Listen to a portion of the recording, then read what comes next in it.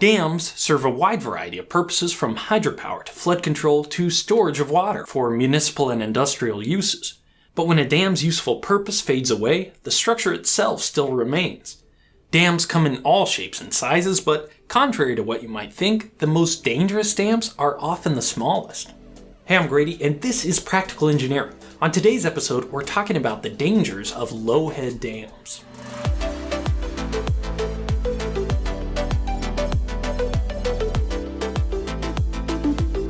This video is sponsored by Squarespace. Visit squarespace.com/practicalengineering to get a free trial. More on that later. A low-head dam, sometimes simply called a weir, is a small structure that impounds a small amount of water across the width of a river or stream. Usually made from concrete, the purpose of low-head dams is to raise the water level upstream on a river. This can assist with navigation of the channel by boats, create a drop for generating hydropower, and make water available at intakes for water supply and irrigation. Thousands of these structures have been constructed over the years to take advantage of natural watercourses and rivers. The heyday of low-head dam construction was actually in the 1800s, when mills and factories often relied on water power to drive grinding wheels and other equipment. This was at a time when moving water was the most consistent source of power available in large quantities before the widespread adoption of electricity. Most of these old mills and factories are long gone, and the ones that still survive certainly don't depend on water for power anymore. That means many property owners are forced to maintain these old structures that no longer have any practical use. Or more commonly, and much worse, these dams are abandoned by their owner and gradually fall into disrepair. In the US, dam safety regulations focus primarily on the possibility of a dam breaching and causing a flood wave downstream. But because low-head dams are relatively short, a breach poses minimal danger, so most states don't keep track of these small structures. And especially if they've been abandoned, it can be difficult to enforce maintenance regulations on their owners.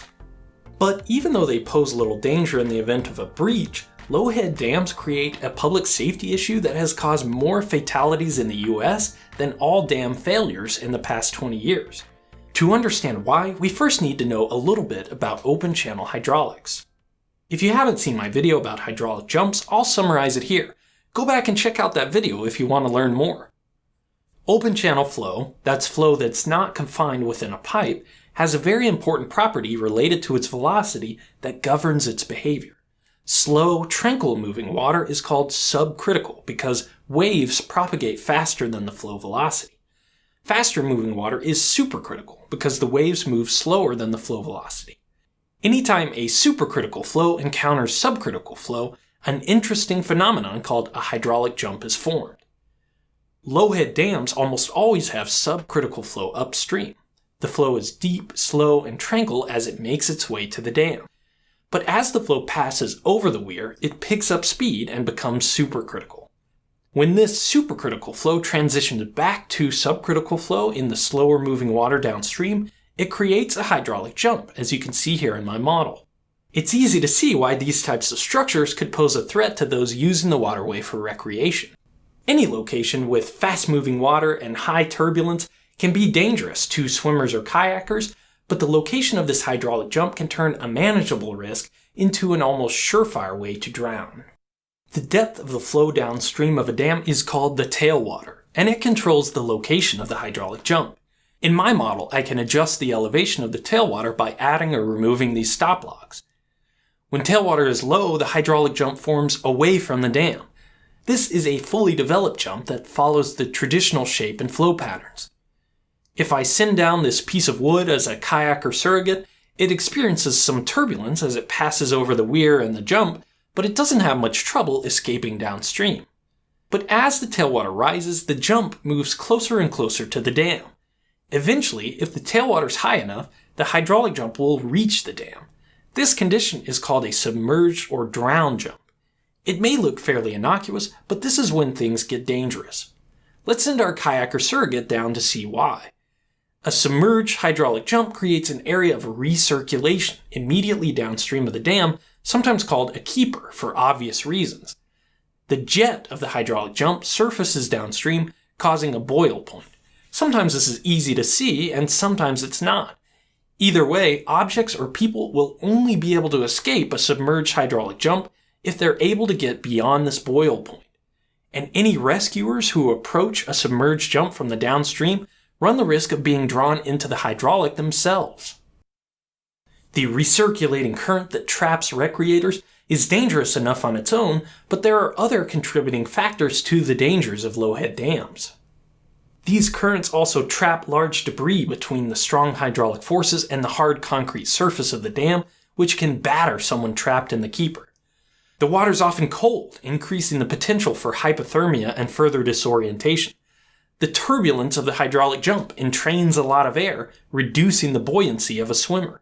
And low-head dams often span the entire width of a river, meaning there's no still water nearby that can be used as a safe haven. This is exactly why the low-head dam is called the perfect drowning machine. All these factors added together create a situation that's almost impossible to survive.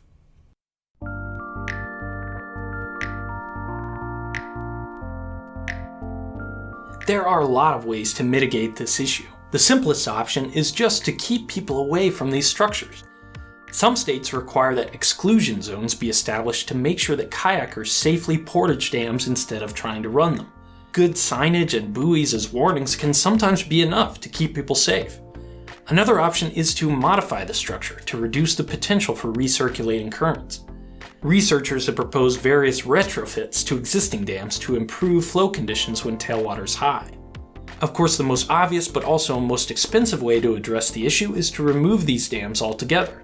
In many cases, they're no longer serving an important role, and removing dams can help restore ecosystems and improve connectivity for aquatic species, in addition to removing a hazard.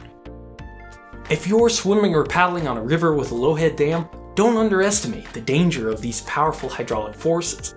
Different conditions on the river can dramatically change the behavior of the hydraulic jump, as we saw, so be careful. If you're new to the channel, you might not know that I have a website too. It's got a blog post for each video with extra information, a little bit about me, and a small shop with some t-shirts.